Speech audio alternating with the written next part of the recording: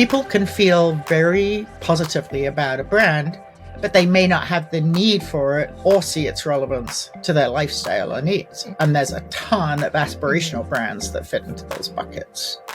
So they all kind of interlink. And I think any sensible marketer is measuring all of them in the context of their category and their marketing needs. Hello, and welcome to The Marketing Architects, a research-first podcast dedicated to answering your toughest marketing questions. I'm Elena Hingle. I run the marketing team here at Marketing Architects, and I'm joined by my co-hosts, Angela Voss, our CEO, and Rob DeMars, our Chief Product Architect. Hello, hello.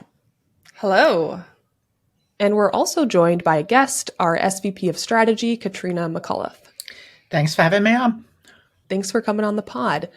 Before we jump into our topic, Rob, you've had a title change recently from Chief Creative Officer to Chief Product Architect. Can you tell us about that? Yeah, I'm really excited. After 19 years of heading up the creative for Marketing Architects, I'm transitioning over to the new venture side of the business, which is being led by our founder, Chuck Hengel, and really excited to participate in the new revenue opportunities that we're looking at outside of the agency. You are going to reveal the title you wanted, right? You're going to share that with the crew? Yeah, I wanted to be head of mischief, but our CFO ixnayed that. So thanks, Brent. It is a fitting title. Mischief in all the right ways, I would say. Mostly the right ways. Mostly, right. Mm-hmm. There's an asterisk there. Well, we are back today again with our thoughts on some recent marketing news, always trying to root our opinions in data, research, and what drives business results. Today, we're talking about a marketing debate that has gained some steam recently. What's more important for marketers, growing brand awareness or brand affinity? Now, I'm going to be honest here, this topic was not really an easy one to dig into. It took me a while to break down what it's really about, but I'm hoping we can simplify it a bit today for the listeners and get to what really matters for marketers and how they should be thinking about this topic, so if it continues to gain momentum, they can be equipped to speak to it. I'd like to start at the beginning by just defining some terms. We'll start with an easy one, brand awareness. Brand awareness is simply how familiar your audience is with your brand. This is not the same as mental availability, which is the probability that your buyer will think of your brand in a buying situation. So if brand awareness is how many people are aware of your brand affinity is someone's feelings towards your brand.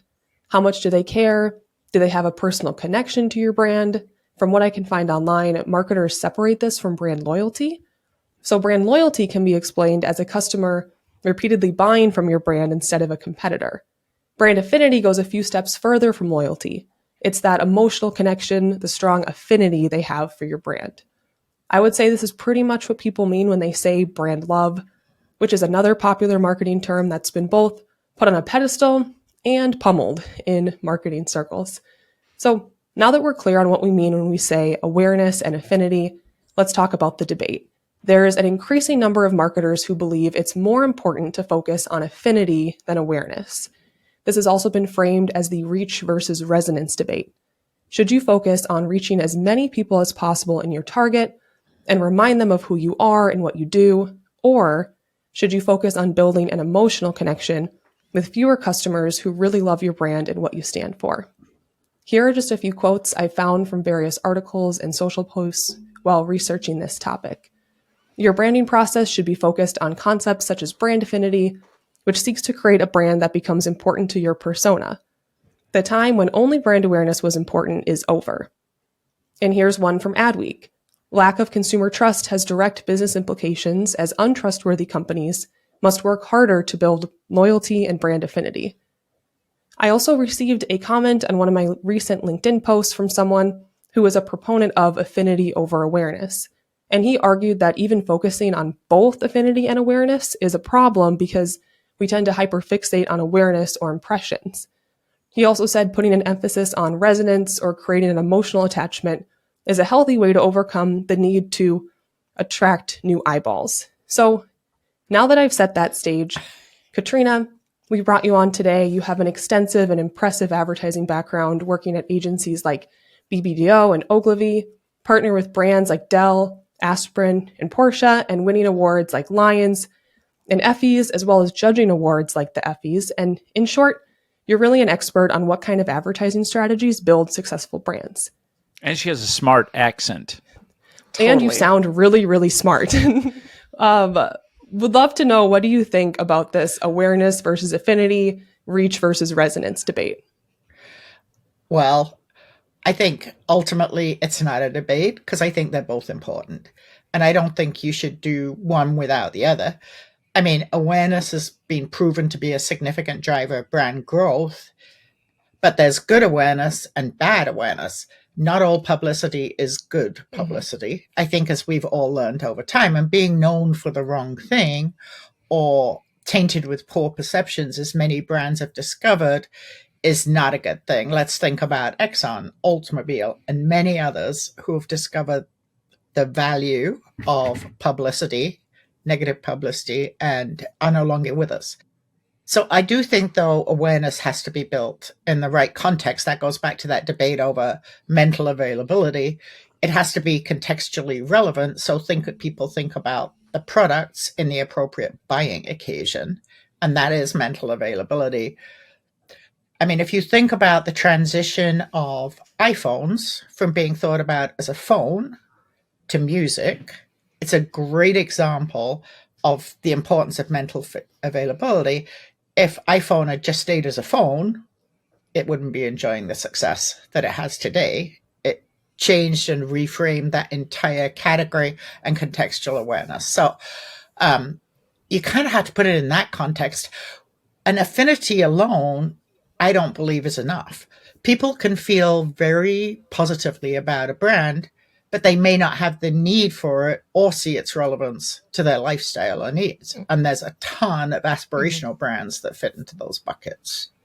So they all kind of interlink. And I think any sensible marketer is measuring all of them in the context of their category and their marketing needs.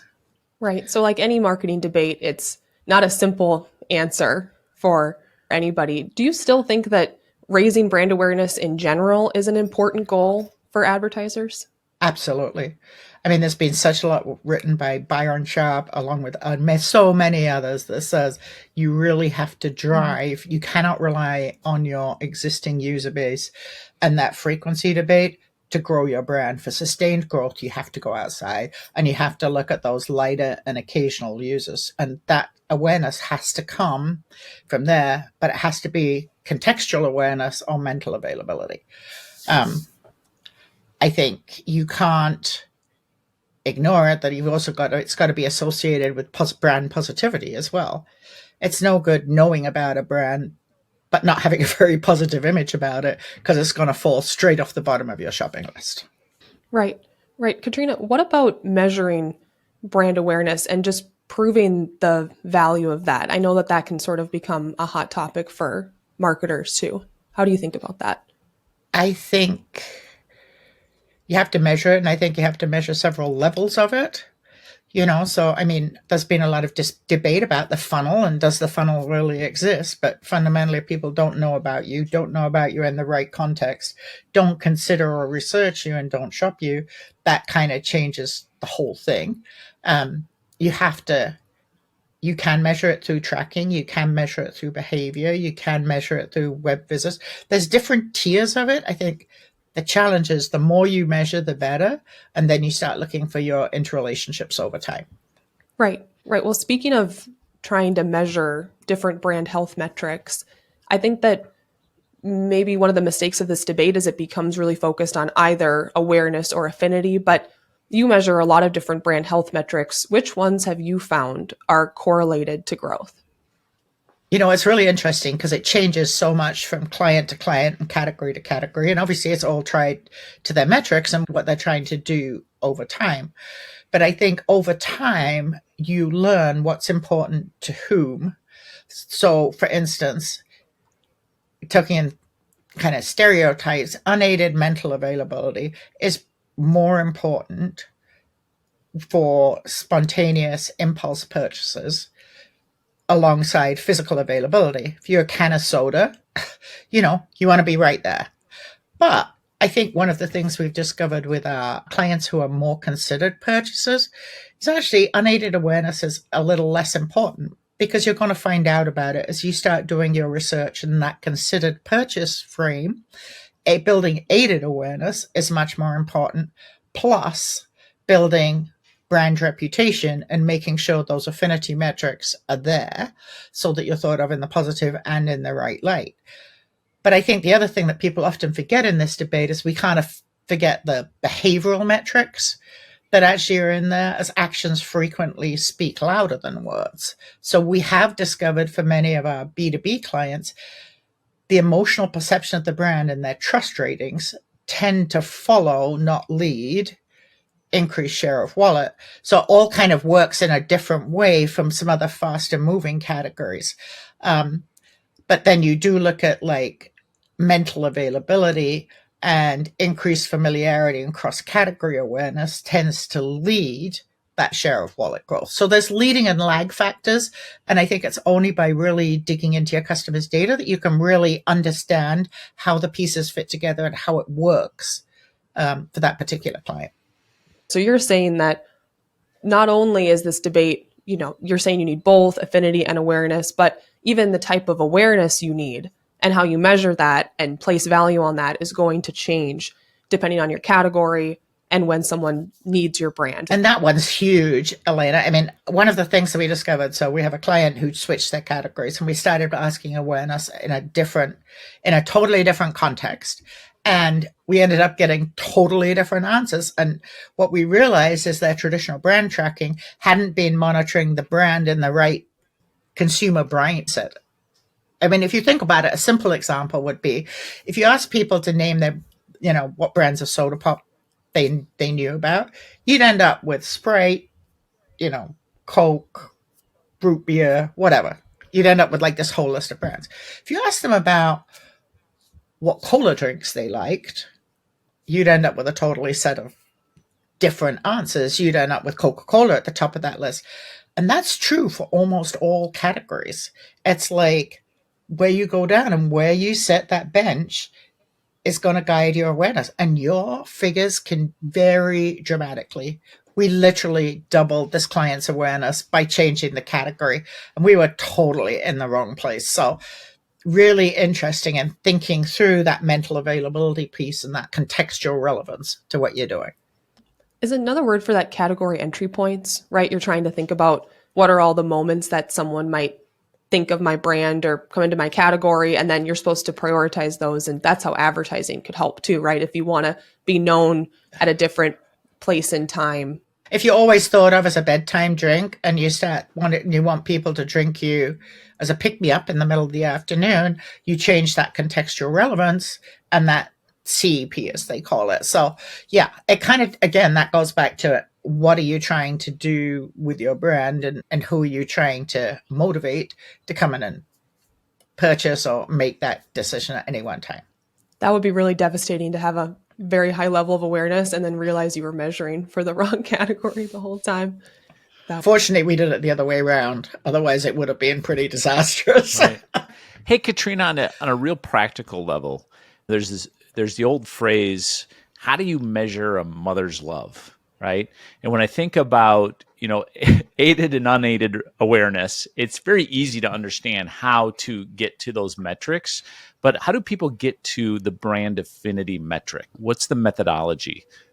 There's lots of different ways of doing it. And again, kind of depends on the category. But there are some, strength of emotional measures, strength of affinity measures that people look at. There's also brand positivity people look at. But some of those affinity measures can be misleading too, though, Rob. I happen to love Porsches. I know all about them. I happen to work on that brand several years ago, and I've always loved them. So I have very strong affinity to that brand. But am I ever going to consider it? No, it's totally impractical for my current lifestyle and probably outside my budget as well. So there's a lot of things that I think, particularly when we start talking about brand love or brand affinity, people get confused because you can love something as an aspirational goal, but the chances of you ever buying it may never be there. And I think people forget to look at that in the context of that mental availability and relevance to people's needs. Like a brand I may love and feel very positive about, I may buy once a year as a special treat. My everyday purchase will be the store's label brand because that's what's affordable and meets my needs. It's easily available when I go through the store. I know exactly where to pick it up. I mean, so I think some of these simplistic measures, and I hate to make things, you always say I'm overcomplicating things, but but it's not a simple one size fits all. And you really have to bear, I mean, I think habit, for instance, is a grossly underemphasized challenge that it's really difficult for marketers to overcome. And, you know, pure awareness and pure affinity is not going to overcome that. One of the things that I like to think about too is sort of hacking the affinity game, meaning as a brand, if you think about a brand like Apple. Now, Rob is an absolute diehard Apple fan. I like Apple. I don't dislike them. I have a Mac, I have an iPhone, I have the Apple Watch, but I haven't purchased those products necessarily because of my love for Apple. It's been more cross-product convenience, right? My ecosystem is more beneficial to myself and my life is all tied up with Apple. So it's sort of a hack to affinity because I stay in that ecosystem. Why would I now wander outside of it? I think that's another thing outside of that that people forget. I think Rob is an advocate. And I think that's the next step on from loyalty. You can be loyal, like you keep buying something, but then there's that whole nother level of advocacy, which he'd sell everybody. He'd give away apples if he could. He'd talk to no one without an apple if he could. You know, I mean, he would stand up on a park bench and he'd talk about apple, you know? And people don't measure, I mean, increasingly we're looking at advocacy, influencers, some of those other things. I think problem with some influencers is they become paid hacks versus true advocates. But I think looking at that advocacy measure, you can do a lot and you can find different ways to measure that as well. Mm-hmm. And that's very different from loyalty behavior. Chief of Mischief, Snoop Rob is a true advocate, though. He's not one of those fake advocates. I'm a fanboy. So to take the contrarian point of view, which I'll throw out there, Bob Hoffman, who's actually known as the ad contrarian, right?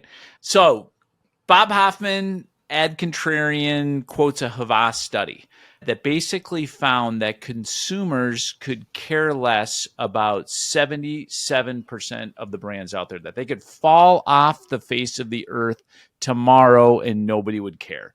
So if that is true, then how is affinity that important? I love that stat. I just feel like that gives us so much relevance to what we do every day. Like that's our job, you know, to make consumers care. But think how many brands are out there, 77%. I'm actually surprised it's not higher than that. Think of how many brands are out there. But it's also the number of brands you buy in any one category. That's why that 77% number is high, because probably in one category, you're only buying one or two. So the rest could fall off the map. And the ones you're buying are probably not the same ones as I'm buying. And all mine could fall off the map for you. So I think you have to bear in mind that the reason you get to that 77% stat is that's 1 in 4, because in average, you're making a choice between 4 brands in every category. They only want their brand to be around. Yeah, I can see the funny math there. I think that makes a lot of sense. If you're a marketer, you already know TV advertising is powerful, but launching TV is not exactly easy. That's why Marketing Architects rebuilt TV advertising to help brands drive profitable growth. Introducing All-Inclusive TV, a revolutionary approach to TV advertising where all you pay for is media. Marketing Architects provides everything else needed for success, from stunning creative to results you can trust. Visit marketingarchitects.com to learn more. I think there's probably only a handful of products that we actually cared that much about the brand. Like, how many products and services do you on a daily basis? It's hundreds. Right. But then if that's the case, then affinity is almost going to be a completely different kind of index number than whatever aided and unaided recall is, right? I mean, it's going to be such a small sliver. Then that's where maybe there is a point to be made where, well, then how important is that metric? No, because I think it is important to the individual. Somehow you have to make that choice. Like out of those 1 in 4 brands, you're making a choice for one of them, and that's probably a different choice from the one that Ange is making. So it's that affinity becomes even more important with a plethora of choice. Right. But then what's even a good affinity number? So if you, let's just say, boy, you have 60% unaided recall for a particular product, like what's a good affinity number? Is it 5%? Depends on what the category is. It's going to vary hugely across the category. I mean, I got to tell you, we look at ads for financial services, and their likability and their affinity ratings are way lower than for packaged goods things. So it depends on the category, depends on the brand, depends on the state of the maturity of the brand. Affinity ebbs and flows, along with share. People like the brands that they buy, and that affinity tends to grow post-purchase. That stronger level of affinity, because, it's the same as I was saying earlier, behavior often leads attitude. So you buy it, you try it, you actually really discover it, you like it or you hate it. And that's when you see those bigger swings. You have a good experience, a bad experience, you start seeing those swings, but a lot of that is behavior driven. And also affinity is also got to be tied to physical availability. And I know this is one of the things that Ange always talks about, but it's like, do you love it enough to go to another store to get it? That depends how big a risk is when you experiment with another brand. I mean, if it's only a $2 purchase, the problem is, chances are you're going to pick up the alternative bag of chips or the different flavor.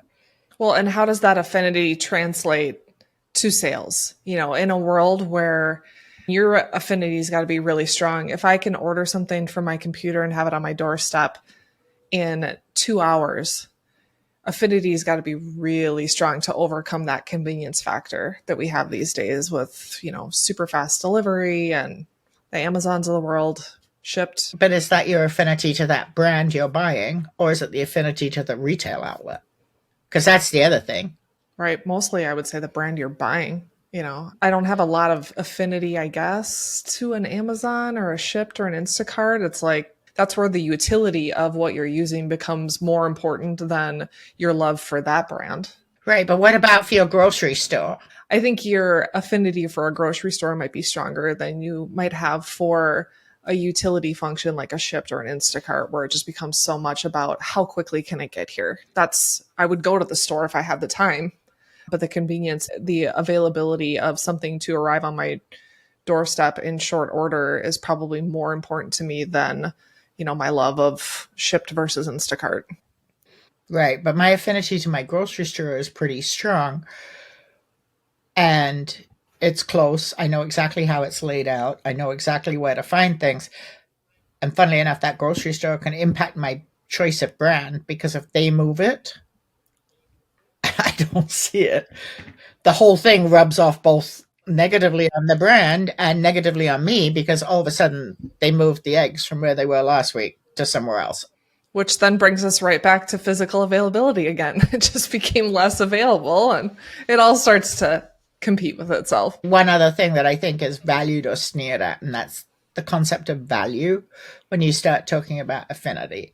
I don't think you can measure affinity without measuring the value to the individual. As I said, there's a lot of aspirational brands that I have very high affinity to, but the value equation, and I don't mean low price, the amount of value I put on that brand is really important in terms of, am I prepared to pay as much as that aspiration is at this particular time in my life? And I think sometimes marketers turn up and go, oh, they're just a value brand. But there's a role for value.